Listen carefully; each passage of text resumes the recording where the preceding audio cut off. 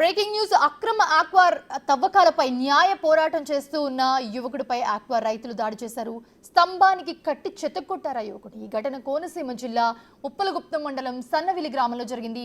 అదే గ్రామానికి చెందిన వీరదుర్గా ప్రసాద్ కొంతకాలంగా అక్రమ ఆక్వా చెరువుల తవ్వకాలపై పోరాటం చేస్తున్నారు. చెరువుల తవ్వకాలతో పర్యావరణంతో పాటు నీరు కలుషితమవుతుందంటూ కోర్టు మెట్లెక్కాడు. వాదనలు విన్న న్యాయస్థానం చెరువులను సీజ్ చేయాలని, వెంటనే తవ్వకాలు నిలిపివేయాలని ఉత్తర్వులు జారీ చేసింది.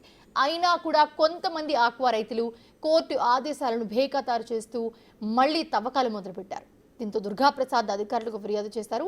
చెరువుల తవ్వకాలపై ఫోటోలు తీసుకురావాలని ఆదేశించడంతో దుర్గాప్రసాద్ చెరువు దగ్గరికి వెళ్లగా రైతులు దాడికి దిగారు. స్తంభానికి కట్టి విచక్షణ రహితంగా చావబాదారు. తీవ్ర గాయాల పాలైన దుర్గాప్రసాద్ ప్రస్తుతం హాస్పిటల్లో ట్రీట్మెంట్ తీసుకుంటూ ఉన్నాడు.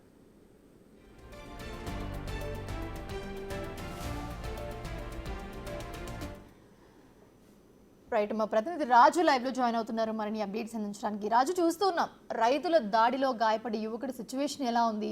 రైతులు ఎందుకని దాడి చేశారు? ఓన్లీ ఈ చెరువుల విషయంలో కంప్లైంట్ ఇచ్చినందుకే దాడి చేశారా? ఇంకేమైనా కారణాలు ఉన్నాయా? యువకుడు ఏం చెప్తున్నాడు? అంటే ఇక్కడ ప్రశ్నిస్తే చాలు అనేది స్పష్టంగా కనిపిస్తుంది.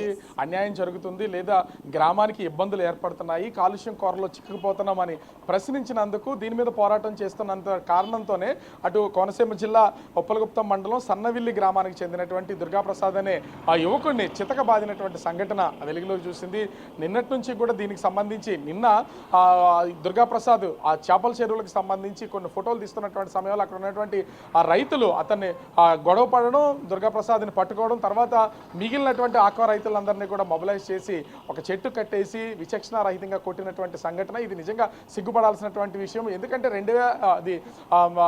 దుర్గాప్రసాద్ 2013 నుంచి కూడా సన్నవిల్లి గ్రామంలో వివిధ ప్లేసెస్కి సంబంధించి మొత్తం గ్రామానికి సంబంధించినటువంటి గ్రామ పరిధిలో ఉన్నటువంటి పొలాలన్నింటినీ కూడా చెరువులుగా మార్చేసి ఆక్వా సాగు చేస్తున్నారు. దీంతో వాటర్ కాలుష్యం అయిపోతుంది. అదేవిధంగా మొత్తం పూర్తి స్థాయిలో పొల్యూషన్ అయిపోవడంతో తాగడానికి కూడా తాగునీరు దొరకట్లేదు అనే దాని మీద ఫైట్ చేస్తున్నటువంటి పరిస్థితి ఉంది. అనేక మందికి క్యాన్సర్ బాధిన పడుతున్నారు. అదేవిధంగా ఈ కాలుష్యం కోరలో చిక్కుకుని చనిపోతున్నారని అటు హైకోర్టుకి మొత్తం అన్ని ప్రూఫ్లతో సహా దుర్గాప్రసాద్ ఫైట్ చేస్తూ సమర్పించినటువంటి పరిస్థితి ఉంది. అదేవిధంగా జిల్లా కలెక్టర్కి గ్రీవెన్స్ కూడా గత కొన్ని సంవత్సరాలుగా నిరంతరం పిటిషన్లు పెడుతూనే ఉన్నారు.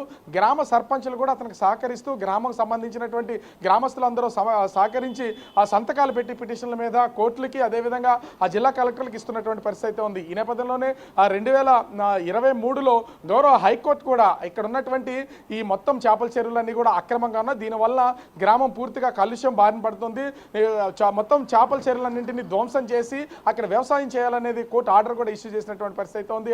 ఆర్డర్ తీసుకున్న తర్వాత కోనసీమ జిల్లా కలెక్టర్ స్వయంగా పాల్గొని మొత్తం చెరువులన్నింటినీ ధ్వంసం చేశారు. ఒక్కసారిగా ప్రభుత్వం మారింది, స్థానిక ఎమ్మెల్యే మారాడు, అధికారులు మారినటువంటి నేపథ్యంలో మొత్తం రైతులందరూ కూడా ఏకమయ్యి అటు ఎమ్మెల్యే మీద ఒత్తిడి తీసుకురావడంతో దిక్కుదోచినటువంటి పరిస్థితి కూడా ఉంది. దీంతో వాళ్ళందరూ కూడా చేపల చెరువులు మళ్ళీ ఒకసారి తవ్వేసినటువంటి పరిస్థితి ఉంది, సాగు చేస్తున్నారు.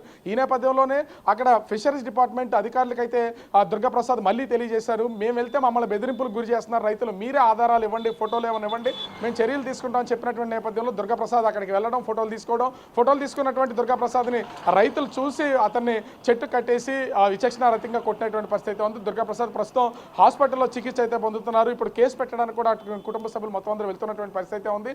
గ్రామస్తులు అక్కడ పంచాయతీ ప్రెసిడెంట్ కూడా దుర్గాప్రసాద్కి మద్దతుగా ఉన్నటువంటి పరిస్థితి ఉంది. అంటే ప్రశ్నించినందుకు గ్రామం సుభిక్షంగా ఉండాలని న్యాయ పోరాటం చేసినందుకు అక్కడ ఉన్నటువంటి రైతులందరూ కూడా విచక్షణంగా దాడి చేసినటువంటి పరిస్థితి కనిపిస్తుంది. కోర్టు ఆదేశాలను కూడా ధిక్కరించినటువంటి పరిస్థితి ఇక్కడ కనిపిస్తున్నటువంటిది అయితే ఉంది. మరి పోలీసులు ఏ విధంగా దీని మీద చర్యలు చేపడతారు, జిల్లా కలెక్టర్ కానీ ఫిషరీస్ డిపార్ట్మెంట్ కానీ ఏ విధంగా దీని మీద చర్యలు చేపడతారు అనేది మాత్రం వేచి చూడాల్సినటువంటి పరిస్థితి కనిపిస్తుంది. Mounisha. Right, thanks for the updates Raju.